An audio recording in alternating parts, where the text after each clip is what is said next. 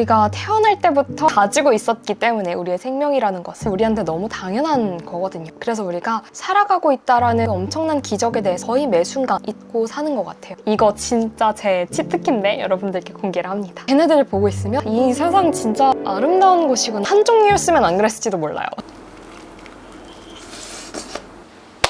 치킨 먹는 거 말고 우리가 삶을 사랑할 수 있는 5가지 방법 뻔하지 않을 겁니다. 왜냐면 다 제가 생각해내고 실천하고 있는 것들이거든요. 그리고 누구나 따라하실 수 있는 아주 쉬운 것들입니다. 오늘도 역시 자기 전에 듣기 좋은 음성으로 이야기를 해볼 건데, 첫 번째는 제 채널 배너에도 있고 지난 영상에서도 언급한 적이 있는 건데요. 일상을 살아가면서 내가 이 순간을 너무 그리워해서 미래로부터 타임머신을 타고 돌아온 거라면 이라고 생각을 하는 겁니다. 이 생각을 하게 된 계기가 있어요. 지금 엄마랑 아빠랑 따로 사시거든요. 직장이 멀리 떨어져 있어서 거의 주말 부부도 아니고 명절 부부, 이번 추석 때 봤다. 명절 부부세요. 그리고 저도 대학을 오랫동안 타지에서 다녀서 엄마랑 같이 산 지 한 달 정도밖에 안 됐어요. 고등학교도 저는 3년 기숙사를 살았고 지금 살고 있는 거는 마지막 학기라서 제가 수업이 없기 때문인데, 어느 날 카페에서 엄마랑 빵을 먹고 있는데 엄마가 그러시는 거예요. 지금이 너무 행복하다. 근데 그래서 슬프다. 그런 거 있잖아요, 여러분. 지금 이 순간이 너무 좋아서 이 순간을 붙잡고 싶은데 이 순간이 흘러가는 것마저 너무 아쉬운 거야. 그래서 행복한데 슬픈 거 뭔지 아시죠? 근데 그때 그 순간 그 자리에서 이 말이 떠오른 거예요.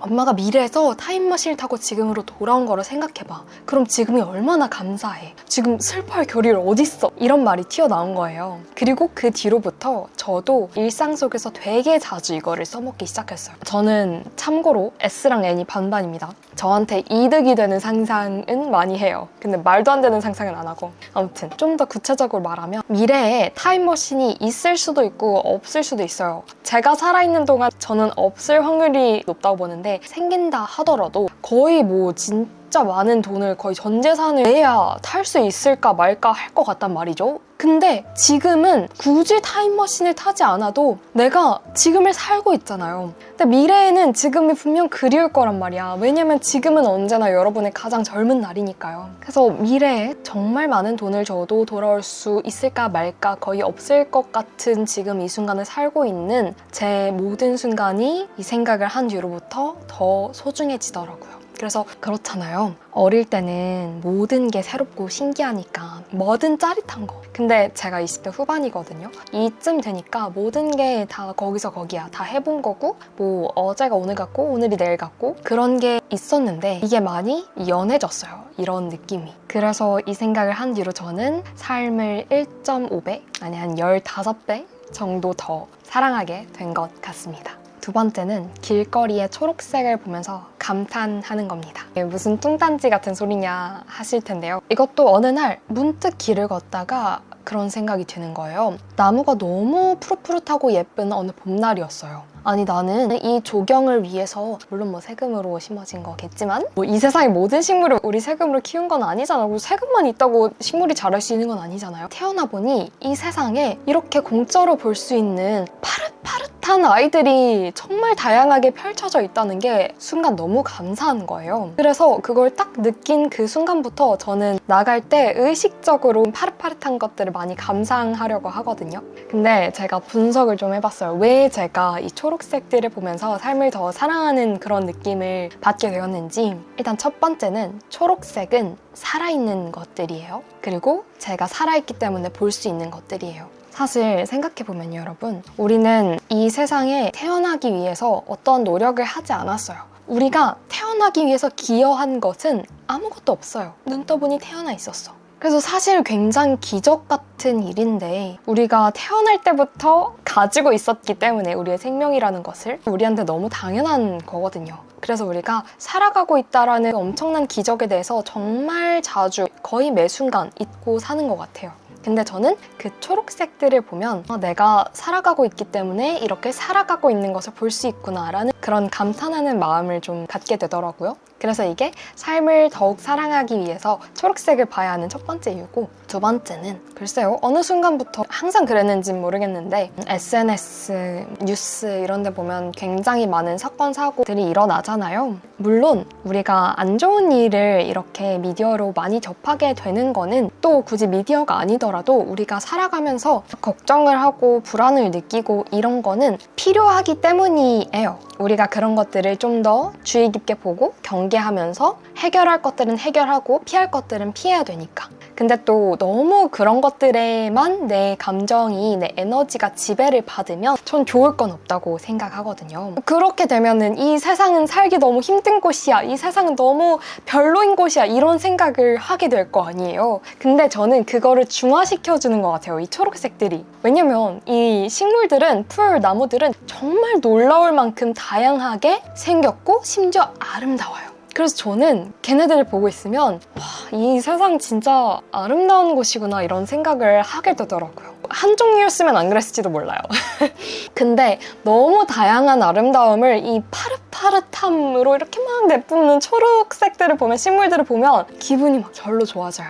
그래서 제 생각에 세상의 아름다움을 가장 빠르게 느낄 수 있는 그런 장치가 이제 나가면 어딜 가나 있는 이런 초록이들이 아닐까 생각을 합니다. 심지어 아무리 도시에 살아도 아스팔트를 뚫고 자라나는 풀들이 분명 있어요. 세 번째는 이거 진짜 제 치트키인데 여러분들께 공개를 합니다. 비밀 행복 나들이 가기인데요. 외로움을 타시는 분들 강추드리고요. 인간관계에서 어려움을 겪고 있는 분들에게도 강추드립니다. 저는 외로움을 평생 모르고 산 사람이었어요. 되게 특이하다고 저도 생각했어요. 외로움이 뭘까? 이런 생각을 되게 많이 했었거든요. 근데 제가 되게 친했던 친구랑 멀어진 적이 있어요. 근데 그 친구랑 멀어지고 나서 깨달은 거예요. 내가 이 친구한테 생각보다 더 많이 의지하고 있었구나. 왜냐면 그때 제가 외로움이란 감정을 느꼈거든요.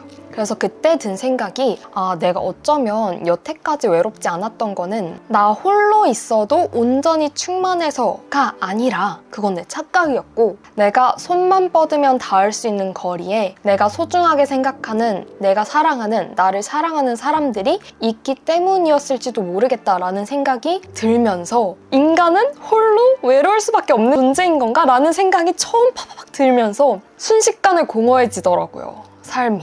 그래서 그때 그거를 좀 해결하고 싶었어요. 그래서 제가 냈던 아이디어가 뭐냐면, 요즘은 어떤 경험을 하거나 어딘가를 갔을 때 SNS에 올리는 게 너무 자연스러운 세상이잖아요. 저도 스토리 올리는 거 되게 좋아하고 즐겼거든요.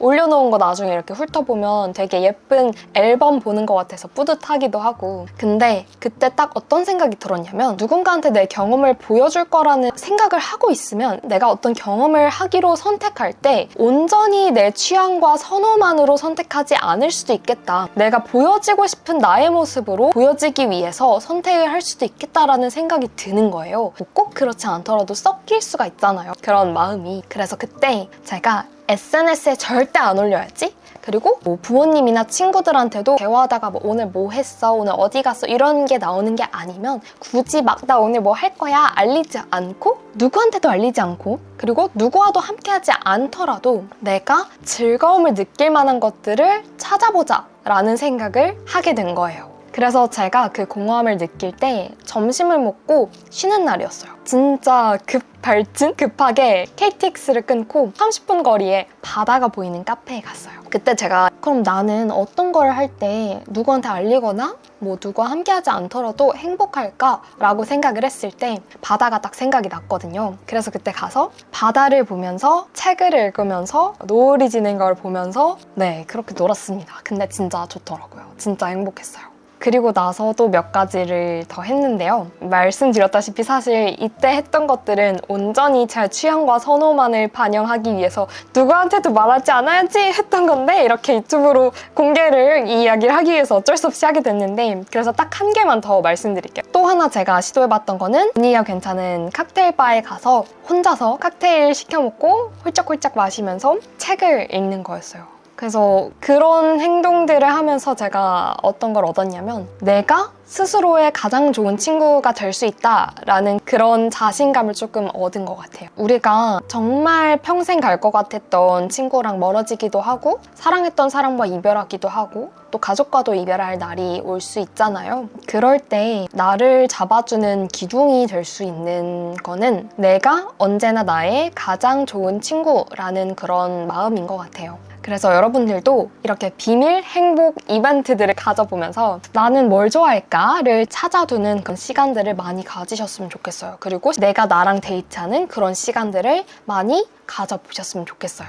혼자 하더라도 누구한테 자랑하지 않더라도 나 혼자서도 즐거울 수 있구나 이런 경험을 많이 하셨으면 좋겠어요. 앞으로 여러분은 나를 제일 잘 아는, 날 제일 많이 사랑하는 친구가 어떤 일이 일어나든 내 곁에 있다는 든든한 마음으로 살아가실 수 있을 겁니다. 네 번째는 타인을 비방하거나 타인을 비방하는 그런 말에 동조하는 거를 자제하는 거예요. 어느 순간 느꼈어요. 누군가를 욕하는 말들은, 누군가를 비방하는 말들은 사실 내가 진짜 하고 싶은 그런 말들이 아닌 경우가 많다라는 거를. 왜냐면 꼭 후회하더라고요, 저는. 제 생각에는 나한테 부정적인 감정을 느끼게 한 누군가에 대해서 말할 때는 나의 자존심, 센 척 이런 것들이 필연적으로 섞이게 되는 것 같아요. 그래서 내가 막 10만큼 싫다 하더라도 20, 30만큼 싫다고 말하게 되는 거죠. 나도 모르게. 한마디로 과장하는 거죠. 다른 사람의 말에 동조하거나 다른 사람의 말을 전할 때는 더 주의해야 되는 것 같아요. 예전에 은사님이 해주신 말씀이 기억에 남는데요. 어떤 말이 내 입을 떠난 순간 우리는 그 말에 대한 타인의 해석에까지 책임질 준비가 되어 있어야 한다. 그래서 저는 어느 순간부터 타인에 대한 안 좋은 말 혹은 안 좋은 말에 대한 동조는 웬만하면 하지 않아요. 절대라고는 말 못하겠어요. 하지만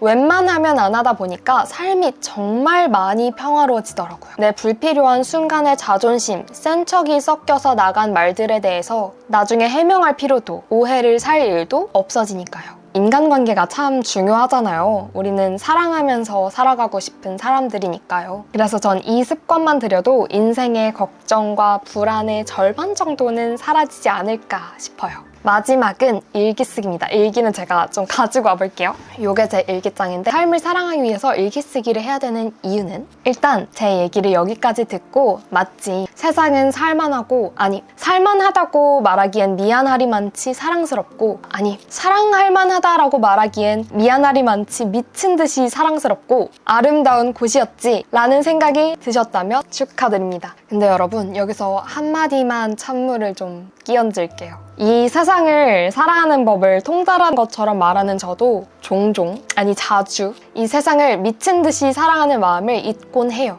왜냐면 말했지만 20대 후반이잖아요. 막 엄청 새로울 건 없거든요. 한마디로 익숙함에 속아 소중함을 자주 잊는 거죠. 근데 이런 나의 마음 상태를 깨달아야 변화시킬 수 있잖아요. 근데 바쁜 일상을 살다 보면 이 마음 상태를 깨닫는 것 자체가 굉장히 어려운 일이란 말이죠. 근데 저는 그걸 일기 쓰기를 시작하면서 잘 캐치할 수 있게 되었습니다. 일기를 지금 쓰시는 분이건 쓰지 않으시는 분이건 공감하실 텐데 오늘은 뭐 피곤하니까 그냥 넘겨 아니면 뭐 별일 없었으니까 그냥 넘겨 이런 경험 다들 있으시죠? 있으실 건데 이런 마음이 들면서 일기를 미루려는 순간 저는 깨닫습니다.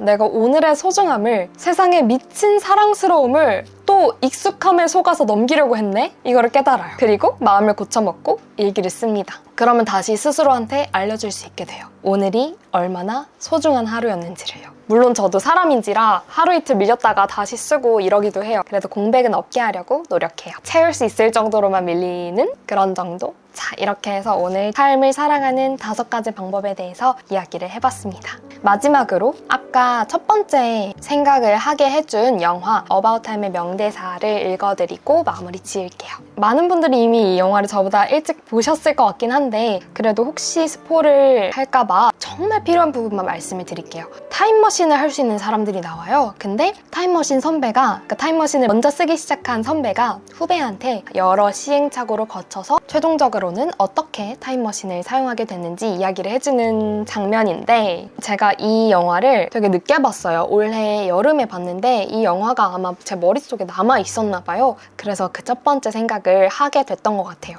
읽어보겠습니다. He told me his secret formula for happiness. Part 1 of the 2-part plan was that I should just get on with ordinary life, living it day by day like anyone else. But then came part 2 of Dad's plan. He told me to live every day again almost exactly the same. The first time with all the tensions and worries that stop us noticing how sweet the world can be. But the second time, noticing.